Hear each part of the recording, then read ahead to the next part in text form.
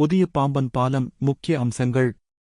நீளம் 2.08 கிலோமீட்டர்கள்.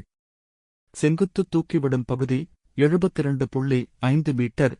இது 17 மீட்டர் உயரம் வரை தூக்கி கப்பல்களுக்கு வழிவிடும் வசதி கொண்டது. மொத்த கட்டுமான செலவு சுமார் 535 ரூபாய் கோடி.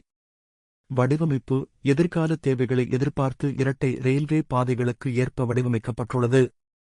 பிரதமர் நரேந்திர மோடி ஏப்ரல் 2025 அன்று இராம நவமி தினம் தமிழகத்தில் புதிய பாம்பன் பாலத்தை திறந்து வைத்தார்.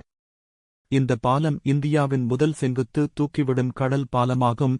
இது ராமேஸ்வரம் தீவை உள்நாட்டுடன் இணைக்கிறது. பழைய நூற்றாண்டை கடந்த பாம்பன் பாலம் 2022 தீவிர அழுகலால் சேவையில் இருந்து நீக்கப்பட்டது. திறப்பு விழாவில் மேலும் ராமேஸ்வரம் தாம்பரம் இடையிலான புதிய ரயில் சேவையும் துவக்கப்பட்டது. 22 மாத இடைவெளிக்குப் பிறகு ராமேஸ்வரத்திற்கான ரயில்கள் மீண்டும் இயக்கத்துக்குத் திரும்பியுள்ளன.